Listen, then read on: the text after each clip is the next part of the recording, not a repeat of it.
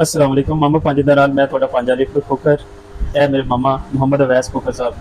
ਤੇ ਮਾਮਾ ਜੀ ਅੱਜ ਦੱਸੋ ਜਰਾ ਅੱਜ ਦੀ ਕਿਹੜੀ ਜ਼ਰਬੁਲ ਮਿਸਲ ਜਾਂ ਅੱਜ ਦੀ ਕਿਹੜੀ ਕਾਵਤ ਹੈਗੀ ਹੈ।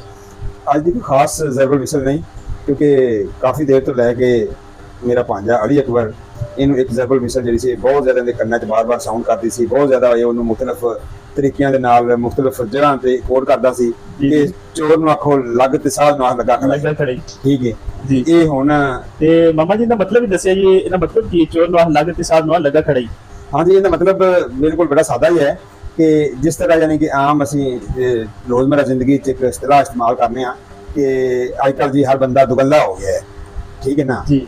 ਇਹ ਬਿਲਕੁਲ ਉਹ ਚੀਜ਼ ਹੀ ਹੈ ਕਿ ਦੋ ਗੱਲ ਕਰਨਾ ਯਾਨੀ ਕਿ ਦੋ ਪਾਸੇ ਵਗਣਾ, ਦੋਵਾਂ ਪਾਰਟੀਆਂ ਨਾਲ ਲੜਨਾ ਕਿ ਚੋਰ ਨੂੰ ਆਖਣਾ ਚੱਲ ਵੀ ਠੀਕ ਹੈ ਜੀ ਤੂੰ ਚੋਰੀ ਕਰ ਲਾ ਵੀ ਲੱਗ ਪੋ ਕੰਮ, ਤੇ ਜਿਹੜਾ ਮਾਲਕ ਹੈ ਉਹਨੂੰ ਜਾ ਕੇ ਆਖਣਾ ਲੈ ਵੀ ਉਹ ਚੋਰੀ ਕਰਦਾ ਪਿਆ, ਠੀਕ ਹੈ। ਯਾਨੀ ਕਿ ਦੋ ਗੱਲੇ ਹੋ ਜਾਣਾ, ਦੋ ਪਾਰਟੀਆਂ ਨਾਲ